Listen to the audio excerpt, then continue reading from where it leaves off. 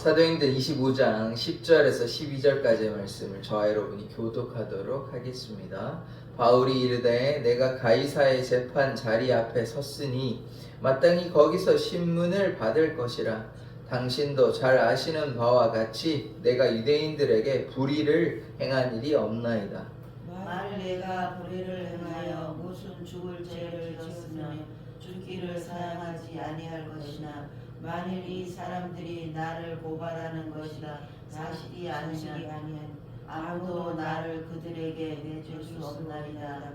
내가 가이사에게 상소하노라 한대. 12절 같이 읽겠습니다. 베스도가 배석자들과 상의하고 이르되 내가 가이사에게 상소하였으니 가이사에게 갈 것이라 하니라. 아멘.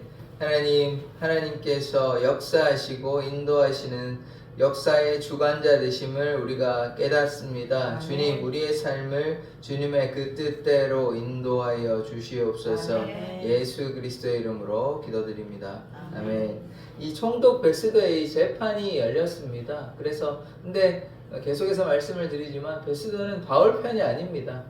참 저도 여전히 이해할 수 없는 것인데, 총독은 유대인의 왕이 아닙니다. 그리고 로마의 황제가 보냈음에도 불구하고, 그러면 바울은 어떤 사람입니까? 유대인입니까? 유대인이면 이런 재판도 받지 않고 이미 감옥에 갇혔거나 그런 벌을 받았겠죠. 그런데 로마 시민권자이기 때문에 이까지 재판을 받고 오는 것인데, 그러면 총독이 누구를 위한 사람입니까? 로마를 위한 사람 아닙니까? 로마 시민권자인 바울을 왜 이렇게 죽이려는데 동참하는지 모르겠습니다. 잘 이해가 사실 되지 않아요. 그 전에 있던 총독 벨릭스는 그렇지 않았잖아요. 같은 총독의 자리에 있는데 왜 이렇게, 이게 무슨 정치적인 문제가 아니잖아요. 로마 시민권자를 가진 사람, 마치 이제 어떻게 이해하면 되냐면, 우리나라의 대통령인데 우리나라 사람을 구하지 않으려는 것과 비슷한 이야기인 것입니다. 로마 시민권자잖아요. 그러면 총독이 당연히 로마 시민권자를 보호해야 함에도 불구하고 지금 어떤 상황이 벌어지냐면, 바울을 이제 유대인들과 결탁해서 공모해서 바울을 죽이려고 하는 것입니다. 어제 그래서 말씀이 어떻게 끝났냐면, 사람들이 고발하고 중대한 사건으로 고발하는데 아무런 죄가 없는 것이에요. 그러니까 어떤 계략을 펼치냐면, 예루살렘에 데려가겠다. 그래서 예루살렘에서 재판을 벌이고자 하는 것이 아니라 가는 길에 바울을 넘겨주려고 하는 것이죠. 그래서 이런 음모를 꾸미는데, 오늘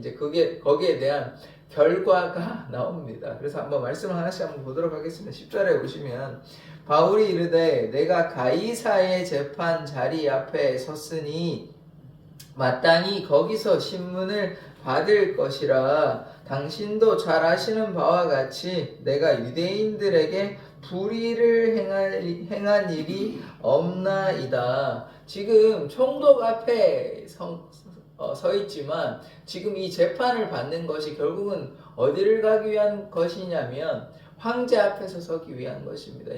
가이사에게 지금 상소하는 과정에 있다고 보면 되는 것이거든요. 그래서 지금 총독은 그 어떤 대리인으로서 지금 이렇게 하는, 결국은 황제 앞에 섭니다. 그래서 바울이 뭐라고 얘기하냐면 내가 가이사의 황제의 재판 앞에 섰다, 이렇게 이야기를 하는 것이에요. 그래서 지금 총독 앞에서 이렇게 하는 것이 아니라, 그러니까 이거 좀 애들러서 거절한다고 얘기할까요? 지금 예루살렘에 가보는 게 어떻겠냐라고 하니까 바울이 제가 황제 앞에 재판을 받아야 하는 것입니다 라고 이렇게 이야기를 하고, 또 자기 변호를 또 하는데 뭐냐면, 내가 이 사람들 유대인들에게 어떠한 잘못을 행한 일이 없다, 불의한 일을 행한 일이 없다고 자기 변호를 하고 있는 것입니다. 이거는 핑계를 대거나 거짓말을 하는 것이 아니라, 유대인들을 선동해가지고 로마에 대적하는 일도 없었고, 율법이나 성전이나 그리고 황제 가이사에게 잘못한 일도 없다, 이렇게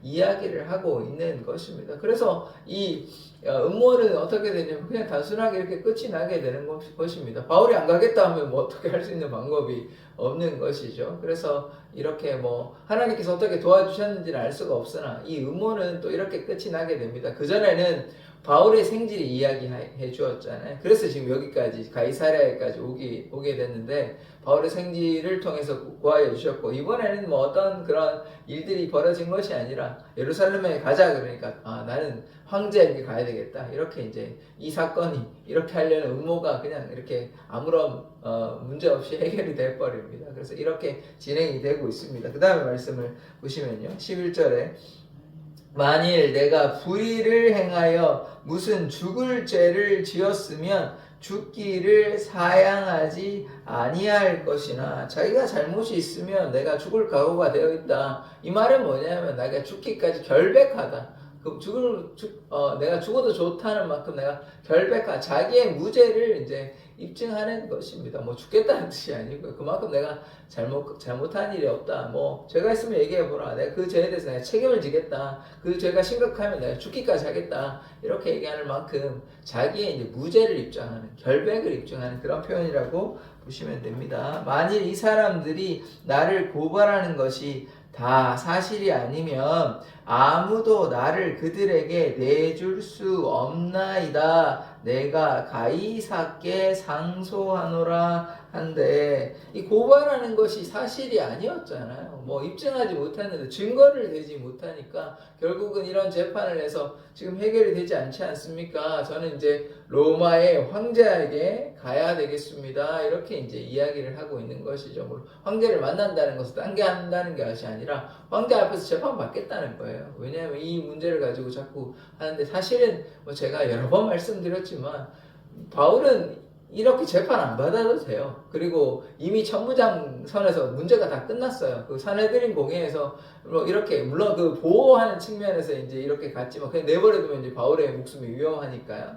그런데 재판만 우리가 떼어놓고 보자면 재판 안 받아도 됩니다. 왜냐하면 무죄이기 때문에 바울이 이렇게 재판을 받을 필요 없고, 총독 앞에 설 필요도 없었고, 황제 앞에는 당연히 갈 필요가 없죠. 그냥 이렇게 이제 풀려날 수 있게 되는 것입니다. 뭐 죄가 없으니까요. 그럼에도 불구하고 계속해서 뭐 이런 재판을 받고 이런 상황이 계속 진행되는 이유는 뭐냐 하면 로마로 가기 위한 여정이라고 보시면 되는 것입니다. 그러한 것들은 뭐 사람들은 모르죠. 사람들은 그냥 바울을 제거하기 위해서, 바울을 비난하기 위해서, 고발하기 위해서 하고 있는 것이지만 결국은 이 과정을 통해서 로마로 가기 위한 이런 과정이기 때문에, 그래서 우리가 하나님의 눈으로 보면 지금 현상으로는 바울이 뭐 답답하고 2년 동안 있고 재판이 계속해서 이렇게 총독 벨릭스와 베스도와 뭐 나중에 아그리파 왕까지 이렇게 계속 진행이 되지만, 이러한 과정을 통해서 결국은 로마에 가게 되기 위한 어떤 그런 단계이기 때문에 그것을 우리가 주목해야 되는 것이죠. 사람들은 육적인 부분, 현실적인 부분, 이런 것들을 보죠. 뭐 바울이 참 안 됐다, 감옥에 갇혀 있다, 이렇게 답답하다, 이렇게 보겠지만 그런 상황들을 통해서 결국은 어디로 가게 됩니까? 로마에 가게 되는 것이에요. 그래서 우리도 현상에만 주목하면 뭐 이게 잘 안 된다, 뭐 이렇게 답답하냐, 뭐 나오지도 않고 감옥에 2년 동안 있냐, 이렇게 볼 수 있는 것이죠. 그러나 하나님의 때가 되면, 그 2년이 지나고 좀 지나면 로마를 결국 가게 되는 것입니다. 그러니까 우리가 하나님의 뜻을 바라봐야 되는 것이에요. 그냥 현상만 바라보면 바울이 잘못한 게 아무것도 없는데 왜 이렇게 감옥에 갇히고 이렇게 재판을 이렇게 하냐, 이렇게 볼 수 있지만 그러한 과정을 통해서 결국은 로마에 가게 되는 것이거든요. 그리고 또 뒤에 이제 사도행전 끝에 이제 마자고에 좀 나오는데, 배 타고 가는 것도요 쉽지 않습니다.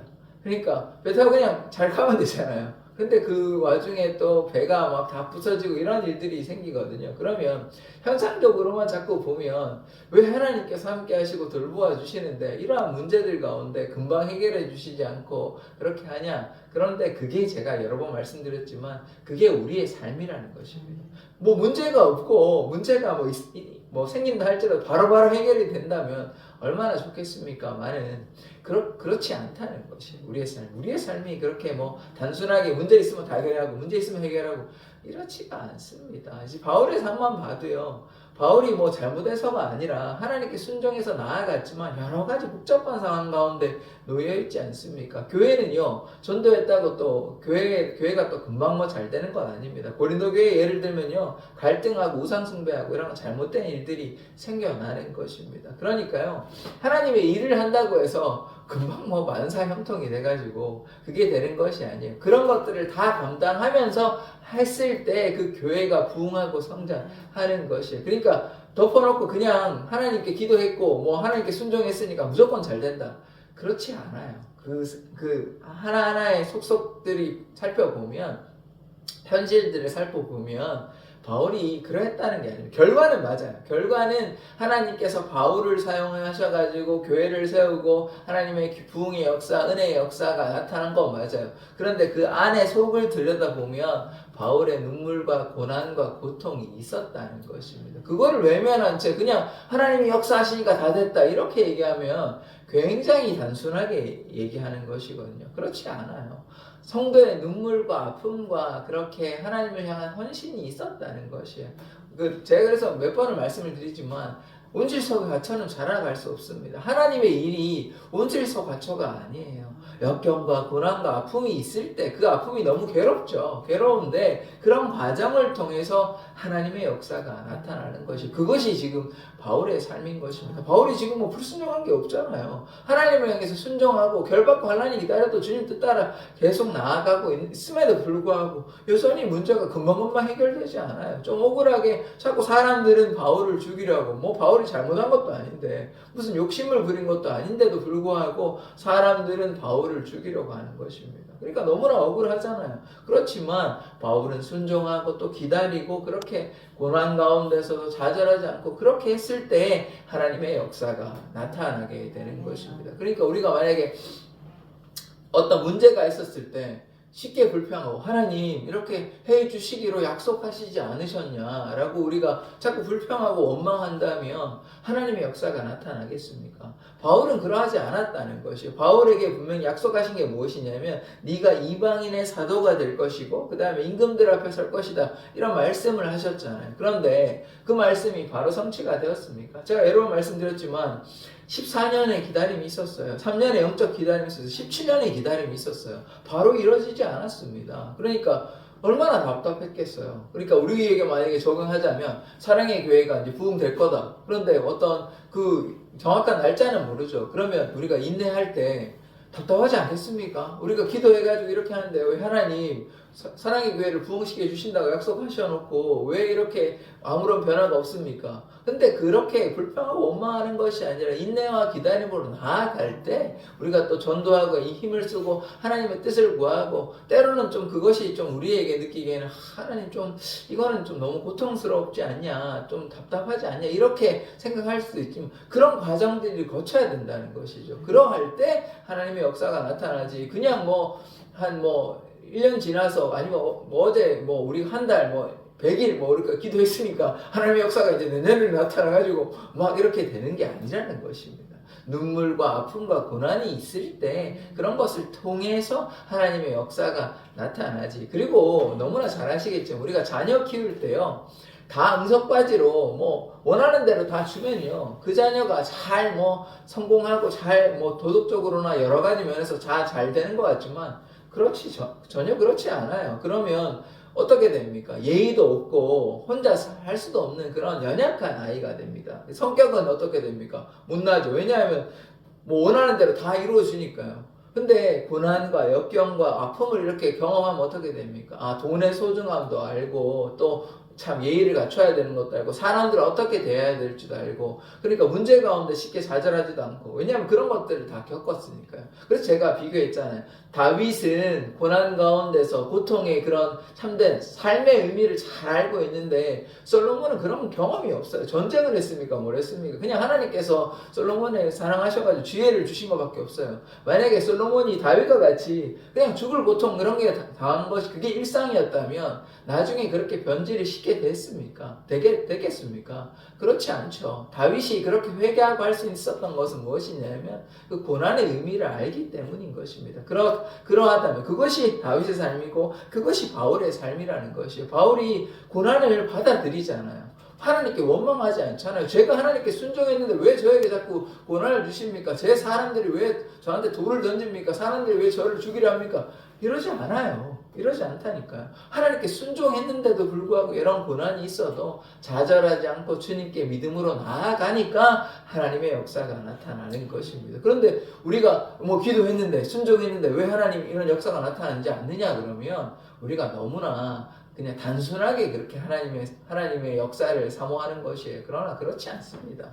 다 때가 되고 인내하고 기다릴 때 하나님의 역사가 나타날 줄 믿습니다. 자, 계속해서 말씀을 보기를 원합니다. 그 다음에 12절의 말씀을 보시면 베스도가 배석자들과 상의하고 이르되, 여기 배석자들이라는 번역보다 배석자는 옆에 있는 사람들을 가리키는 거거든요. 요즘으로 보면 자문단 혹은 그 배심원들 있잖아요. 그거랑 좀 가깝다고 보면 됩니다. 그러니까 이 문제를 총독 스스로 해결하는 것이 아니라 옆에 있는 사람들에게 자문을 구해가지고 조언을 구해가지고 이게 평의회나 자문단 이렇게 보면 되는데, 배석자 그러면 옆에 있는 앉아있는 사람들 정도밖에 안 되거든요. 그것이 아니라 고문이나 조언을 얻는 사람, 조언을 이제 해주는 사람들 이렇게, 아니면 평의회나 배심원이나 이렇게 이제 현대 개념으로 조금 다르긴 하지만 그렇게 이해하면 좋을 것 같습니다. 상의하고 이르되 내가 가이사에게 상소하였으니 가이사에게 갈 것이나. 그래서 이 재판은 이렇게 결과가 납니다. 재판을 벌였는데 유대인들이 고소하고 중대한 사건이 있다 해도 증거를 대지 못하고, 그래가지고 또 어떻게 되냐, 바울을 데리고 예루살렘에 데리고 가려고. 왜 그랬냐면 이제 바울을 죽이려고 그런 음모를 세웠으면, 내가 바울을 뭐라고 합니까? 내가 가이사에게 상소하겠다, 가이사에게 가겠다, 이렇게 얘기를 하니까 그 문제도 해결이 되는 것이에요. 그리고 결과 재판은 어떻게 되냐면 가이사에게 가라 라고, 그렇게 재판의 결과가 나와버리는 것이죠. 바울에게 죄가 없으니까요. 죄가 하나라도 있었다면, 이를테면 유대인을 선동해가지고 로마에게 저항했다는 이런 사실이 있었다면 이거는 좀 심각한 죄가 되는 것입니다. 왜냐하면 반역죄는 쉽지 않거든요. 로마 시민이라 하더라도. 그런데 지금 그런 일이 전혀 없었잖아요. 그래서 이제 당연히 결과가 이렇게 나오게 되는 것입니다. 그래서 결국은 이제 가이사에게 가는 이제 문이 열리게 되는 것이죠. 재판을 해도 아무런 문제가 없으니까요. 그래서 오늘 바울의 이 재판을 통해서 우리가 보아야 하는 것은 무엇이냐면, 아까도 이제 처음에 제가 말씀을 드렸지만 우리가 표면적으로 보기에는 지루한 재판, 별 바울이 죄가 없는데 억울한 이 재판을 하는 거라 우리가 볼 수 있지만, 뭐가 있냐면 하나님의 목적이 있는 것입니다. 하나님의 섭리가 있는, 그 섭리가 뭐냐면 로마를 가기 위한 분명한 목적이 있고, 그 다음에 이 재판 가운데 바울이 어떠한 잘못을 하지 않았기 때문에 뭐가 있냐면 정직하고 당당할 수 있는 것이에요. 그러니까 우리도 어떻게 해야 되냐면 이 세상 가운데 하나님의 사람으로 당당한 사람을 살아야 되는 것입니다. 또한 우리가 어떻게 해야 되냐면 정직한 자 되어야 하는 것이에요. 그러니까 정직하려면 어떻게 해야 되겠습니까? 우리가 하나님 앞에 정직하고 사람들 앞에 정직하려고 애써야 정직할 수 있겠죠. 평소에 하나님께 거짓말하고 사람들한테 거짓말하면 하나님 앞에 당당하고 정직할 수가 없는 것이에요. 왜냐하면 평소에 우리가 하나님을 속이고 사람들을 속였는데 어떻게 우리가 정직할 수 있겠습니까? 그게 힘든 것이죠. 그러니까 의로운 삶, 정직한 삶은 하나님 안에 거하고 하나님의 뜻 가운데 거하면 정직하고 당당할 수 있는데, 하나님의 말씀에 불순종하니까 정직하지 못하고 당당할 수 없는 것이에요. 근데 바울은 어떻게 했습니까? 하나님 뜻대로 나아가니까 숨길 게 없는 것이죠. 속인 게 없으니까 이렇게 정직하고 당당한 삶을 살아가기를 원합니다. 그리고 마지막으로 하나님의 때가 있다는 것이에요. 제가 아까 계속 시간의 개념을 정확하게 꺼내서 말씀을 드렸는데, 3년간의 영적 교제도 있었고 14년의 기다림도 있었고, 그런데 또 결국은 로마에 가기 위해서 또 2년의 이 지리한 재판을 또 받아야 되는, 헤롯궁에서 갇혀가지고, 이 사람이 원래 어떤 사람입니까? 좀 돌아다니면서 복음 전하는 사람이잖아요. 그런데 어떻게 보면 이제 쉽게 얘기하면 굉장히 활동적으로 이렇게 움직이는 사람인데 한 군데 이렇게 갇혀가지고 있다는 것이 좀 답답할 수 있잖아요. 그런데 하나님의 때를 기다리는 것입니다. 이게 금방 보기에는 1년이 지나도 2년이 지나도 금방 해결이 되지 않아요. 그런데 이제 때가 다가온 것입니다. 그래서 결국은 어떻게 되냐, 가이사에게 가는 것이에요. 배를 타고 이제 로마의 형제한테 가게 되는 것입니다. 그래서 우리가 뭘 기다려야 되냐면 하나님의 때를 기다려야 하는 것이에요. 우리가 우리의 때, 우리의 생각으로는 뭐 이 정도 했으면 되지 않겠냐. 그래서 제가 바울을 통해서 이렇게 얘기했잖아요. 3년간의 영적 교제했으면 이방인의 사도를 이렇게 쓸 수 있을 그런 충분한 자격 요건이 되지 않냐. 저는 그렇게 생각하거든요. 그런데 하나님의 때는 그렇지 않습니다.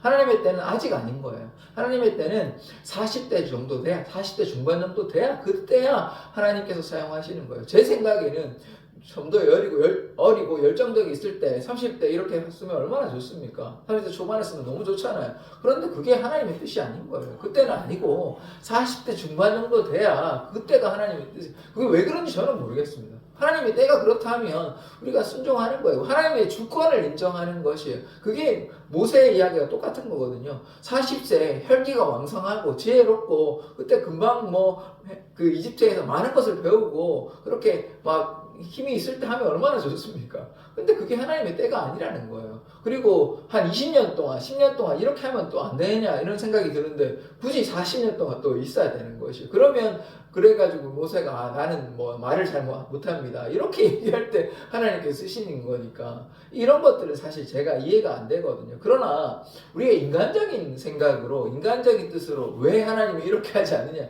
그것이 아닌 것입니다. 하나님의 분명한 때가 있는 것이에요. 우리가 그 때를 기다려야 하는 것이지 그게 하나님의 뜻이고 하나님의 주권을 인정하는 것이지 우리의 생각에는 왜 이때 하는 게 더 좋을 것 같은데 모세가 젊을 때 하는 게 좋을 것 같고 바울도 좀 더 젊을 때 하나님께 쓰시면 좋을 것 같은데 그러지 않는 것입니다. 그러면 우리가 하나님의 뜻에 따라가고 하나님의 주권을 인정하면 되는 것이에요. 우리 사랑의 교회에 바로 적용시켜 보자면 하나님께 우리가 이렇게 기도하고 했으면 바로 좀 부흥 주시면 안 되냐? 부흥을 허락해 주시고 또 성장 허락해 주시고 성도들도 계속 이렇게 보내주시면 안 되냐?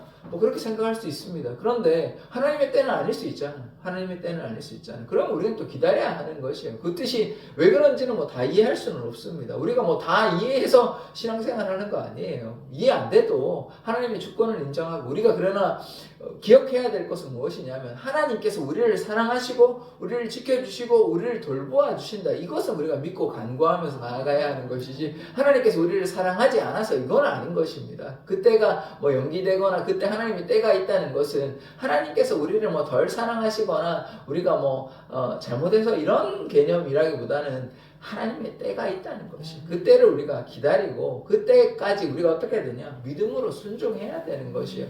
불평하고 원망해서는 안 되는 것입니다. 우리 노아 얘기도 이미 했잖아요.